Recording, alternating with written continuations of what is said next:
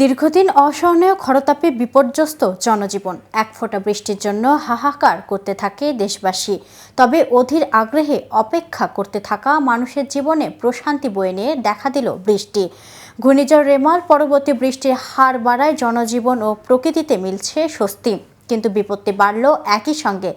বৃষ্টিজনিত জমে থাকা পানি পরিণত হয়েছে এডিসের উর্বর প্রজনন ক্ষেত্রে। মহামারীর মতো ছড়িয়ে পড়েছে ডেঙ্গুর সম্ভাব্য ঝুঁকি বিবেচনা শুরু হয়েছে নানা তৎপরতা। কীটনাশক ছিটিয়ে মশা মারার পাশাপাশি মশার প্রজনন স্থল ধ্বংসে চলছে ভ্রাম্যমাণ আদালতের অভিযান। করা হচ্ছে জেল জরিমানা। তবে দৃশ্যমান এসব তৎপরতা অধিকাংশই শহর কেন্দ্রিক। তবে ডেঙ্গু কি শুধুই শহরের রোগ? এ বিষয়ে বিস্তারিত থাকছে প্রতিবেদনের বাকি অংশের সাথে আছি আমি ইফাত আরামিথিলা। বিশেষজ্ঞরা বলছেন, ডেঙ্গু নিয়ন্ত্রণে শুধু শহর কেন্দ্রিক তৎপরতার মধ্যে না থেকে কাজ করতে হবে দেশব্যাপী। এ বিষয়ে জনস্বাস্থ্য বিশেষজ্ঞ অধ্যাপক ডক্টর বেনজির আহমেদ বলেন, আমরা ডেঙ্গু বলতে বুঝি ঢাকা শহর, কিন্তু এ ধারণা থেকে সরে আসতে হবে। 2023 সালে মূল ঝুঁকিটা ছিল ঢাকার 2 কোটি মানুষ, আর এখন দেশে 18 কোটি মানুষই ঝুঁকিতে রয়েছেন।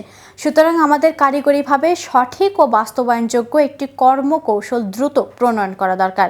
তিনি আরও বলেন, কিছু কিছু গ্রামে স্মল স্কেলে প্রজেক্ট নিতে হবে। এক একটা গ্রামে এক এক ধরনের পদক্ষেপ নিতে হবে। তার মধ্যে দেখতে হবে কোনটা কার্যকারী এবং সাশ্রয়ী, তারপর সেটা ধরে আগাতে হবে। আমাদের উচিত গ্রামগুলোর জন্য আগামী 20 বছরের জন্য একটা পরিকল্পনা তৈরি করা। 20 বছর শেষে গিয়ে যেন আমরা আবার এটা পুরোপুরি নিয়ন্ত্রণ রাখতে পারি। স্বাস্থ্য অধিদপ্তর রোগ নিয়ন্ত্রণ শাখা পরিচালিত প্রাক বর্ষা এডিস সার্ভেতে উঠে এসেছে ভয়াবহ চিত্র। এতে দেখা যায় 14.68% বাসা বাড়িতে মেলে এডিসের লার্ভা। গত বছর একই সময়ে এই হার ছিল 4.03%। অর্থাৎ গত বছরের তুলনায় বাসাবাড়িতে এডিসের ঘনত্ব বেড়েছে 3.5 গুণের বেশি। মাঠের এই চিত্রে মিল খুঁজে পাওয়া যায় রাজধানীর হাসপাতালগুলোতে। প্রতিদিনই বাড়ছে ডেঙ্গু আক্রান্ত রোগীর সংখ্যা। শুধু ঢাকা নয়, ঢাকার বাইরে থেকেও আসতে শুরু করেছে রোগী, যাদের অধিকাংশই জটিল অবস্থায় আসছেন ঢাকায়। চিকিৎসকরা বলছেন, সাধারণত ডেঙ্গুর ক্ষেত্রে 90% রোগীর চিকিৎসা বাড়িতেই সম্ভব।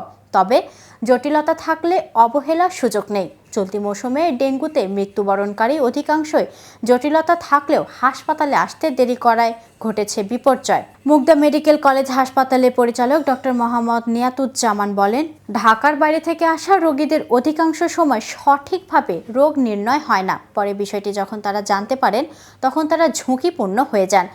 উল্লেখ্য, চলতি বছর এরই মধ্যে সারা দেশে ডেঙ্গু আক্রান্তের সংখ্যা ছাড়িয়েছে 3,500। মারা গেছেন 44 জন। আজ এ পর্যন্ত। এতক্ষণ সাথে থাকার জন্য ধন্যবাদ। নিত্য নতুন সংবাদের আপডেট পেতে ডেইলি উশারবাণীর সাথেই থাকুন।